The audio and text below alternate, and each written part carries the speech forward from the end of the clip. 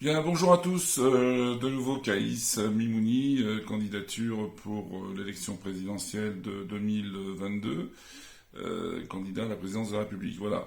Donc, j'ai précédemment fait plein de vidéos. Je vous invite à les regarder sur ma chaîne YouTube. Vous tapez Caïs Mimouni dans YouTube et vous trouverez toutes mes vidéos programmatiques. Entre autres, j'aborde toutes les thématiques qu'abordent tous les autres candidats dits sérieux, hein. Je rigole un peu, excusez-moi, parce que le côté sérieux, depuis 40 ans, c'est pas ça, hein. Alors, donc, du coup, aujourd'hui, j'ai décidé de faire une vidéo suite à l'intervention de quelqu'un que vous connaissez certainement dans les médias, qui a fait partie des Gilets jaunes, qui s'appelle Olive, qui a eu un débat cette semaine avec le ministre des Transports, Djebari, par rapport au pouvoir d'achat des Français, et qui m'a interpellé un petit peu parce que quelque part il a abordé un sujet vachement intéressant auquel j'adhère complètement depuis des années, c'est-à-dire c'est le mandat révocable. Oui, monsieur Olive, je vous le dis droit dans les yeux, je suis pour le mandat révocable. Je vous dis banco. Je suis le candidat à la présidence de la République, certainement, qui est le seul à vous dire oui, je suis pour le mandat révocable. Mais attention, monsieur Olive, un mandat révocable, non pas que pour le président, mais aussi pour les ministres. Et aussi une réforme du statut des fonctionnaires, des hauts fonctionnaires, qui nous coûte cher aujourd'hui à l'État français. Et qui en fait fiche tout depuis des années. Voilà. Fiche tout pourquoi? Parce qu'incompétent. Parce qu'issu d'une culture donc de fonctionnaires et non pas de chefs d'entreprise, donc qui ne connaissent rien au monde de l'entreprise, qui ne connaissent rien à l'obligation de résultat, qui sont des élarques polytechniciens qui suivent dans les grandes dans les grandes écoles, ces grandes écoles des cours, mais qui leur donnent que des cours sur comment créer de l'impôt, en définitive, quand on ne sait pas gérer. Voilà, parce qu'en fait, en France, c'est ça. Depuis la première crise pétrolière de 74, hein, depuis Giscard avec sa TVA et les autres derrière Rocard avec sa CSG, eh bien, on a su qu'inventer que de faire de l'impôt pour de l'impôt et des taxes pour des taxes et de la TVA sur des taxes. Enfin bon, on en est arrivé à 95% de prélèvements sociaux aujourd'hui qui sont des impôts, des taxes. Alors oui, ces fonctionnaires pour moi seront dans ce qu'on appelle donc l'obligation de résultat. Oui au mandat révocable, donc des ministres, des secrétaires d'État, des hauts fonctionnaires.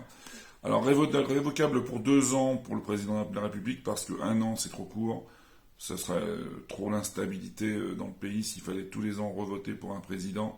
Donc je demande moi 2 ans effectivement pour le président, 1 an pour les ministres, hein, qui effectivement seront sur un siège éjectable si quelque part ils sont mauvais. Ils auront l'obligation tous les 6 mois de rendre des comptes chiffrés. Et puis tous les hauts fonctionnaires, révision de leur statut et obligation de résultat. Ça, je changerai leur statut et je peux vous assurer que ceux qui ne le voudront pas, eh bien, ils auront le droit de démissionner, hein. Et on changera, nous, ces gens par peut-être des jeunes plus brillants ou des moins jeunes, moins brillants, mais ou plus brillants qu'eux, des gens qui sont issus de la culture d'entreprise et du résultat. Alors, la question qui se pose, c'est comment faire? Comment faire? C'est simple, hein. Il faut qu'on arrive maintenant en France à mettre en place un gouvernement qui soit dans la culture de la réussite. Dans la culture de la réussite, mais aussi dans la culture des économies, hein, au sein des administrations, et qui commence aussi par montrer l'exemple, c'est-à-dire en fait qui commence par baisser son train de vie, hein. Et quand je dis baisser son train de vie, j'en ai parlé dans des précédentes vidéos, mais je peux vous le rappeler très vite. Le président, moi président, je paierai un loyer, moi président, je paierai de l'EDF, moi président, je paierai une partie de mon alimentation, moi président, je paierai mon gaz, moi président, je paierai mes déplacements personnels, moi président, je paierai mes vêtements. Voilà, montrer un peu l'exemple, monsieur Macron.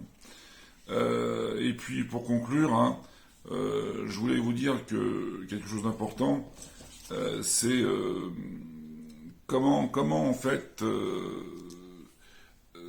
les journalistes, la presse écrite en ce moment abusent un peu de leur pouvoir et font monter le buzz autour d'un type qui s'appelle Zemmour, suivi bien entendu par Marine Le Pen, suivi par Bertrand, suivi par Pécresse, suivi par Barnier qui mange, tout ce qu'il a à manger, c'est-à-dire sa grenouille, hein, je m'excuse de dire ça, mais lui qui était pro-européen, il devient aujourd'hui pour la nation française, on est très étonnés.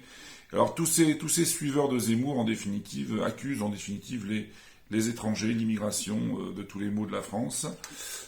Non, c'est faux. La partie immigration, on en parlera plus tard. Moi, je suis pour une immigration choisie. Je l'ai déjà décliné quelque part dans une vidéo.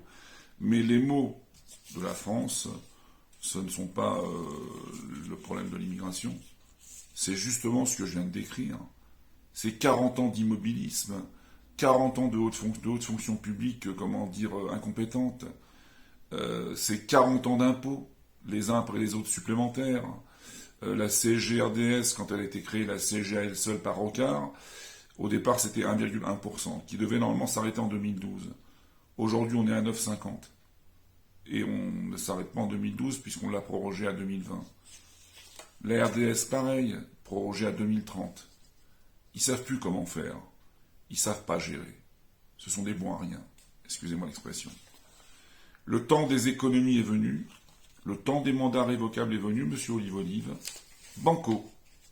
Allons-y, monsieur Olive-Olive.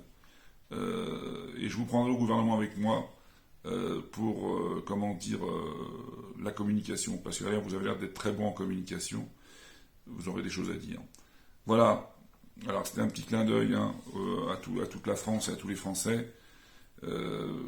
N'écoutez pas tout ce qui se passe dans les médias aujourd'hui. Tous ces gens vous mentent.